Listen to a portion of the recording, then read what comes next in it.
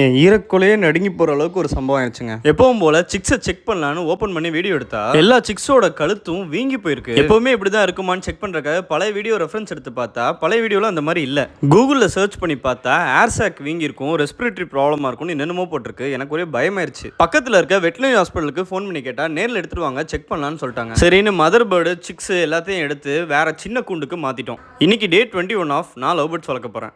நம்ம சேனலை மறக்காமல் ஃபாலோ பண்ணிக்கோங்க.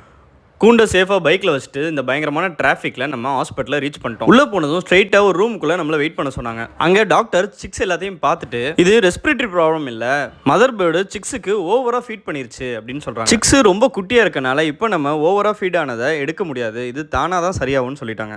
இப்போ சிக்ஸ் கழுத்தில் உள்ள சாப்பாடு ஜீரணம் ஆகிற வரைக்கும் மதர் பேர்ட்லேருந்து செப்பரேட் பண்ணிடுவான்னு கேட்டேன். இல்லை, மதர் பேர்டோட ஹீட்டு சிக்ஸுக்கு கண்டிப்பாக தேவை, ஸோ செப்பரேட் பண்ணுறது இன்னும் ரிஸ்க்குன்னு சொல்லிட்டாங்க. சரி, இவ்வளோ தூரம் வந்துட்டோம், மதர் பேர்டுக்கு இருக்க இன்ஃபெக்ஷனையும் காமிச்சிடலான்னு சொல்லி கேட்டேன். மதர் பேர்டை செக் பண்ணிட்டு அது வாயில் ஊற்றுற மாதிரி ஒரு ட்ராப்ஸ் கொடுத்துருக்காங்க. பில்லில் எழுதுறதுக்காக பேர்டோட நேம் கேட்டாங்க. அப்போ தான் எனக்கு ஞாபகம் வந்துச்சு, நம்ம பேர்டுக்கு இன்னும் பேரே வைக்கலன்னு. ஸோ ஸ்பாட்லேயே நம்ம பேர்டுக்கு கிவின்னு பேரையும் வச்சுட்டு 250 ருபீஸ் பில்லையும் பே பண்ணிட்டு வெளியே வந்துட்டோம். இன்னைக்கு அவங்க கொடுத்த மருந்தோட பேர் என்னன்னு பார்த்தீங்கன்னா வாயிலே நுழையில, நீங்களே படிச்சுக்கோங்க. எப்படி எடுத்துகிட்டு போனோமோ அப்படியே கொண்டு வந்து பழைய கூண்டில் எல்லாத்தையும் செட் பண்ணியாச்சு. கிவி தாய்ப்பாசத்தை காமிச்ச வேகம் நமக்கு 250 ரூபா சோகம்.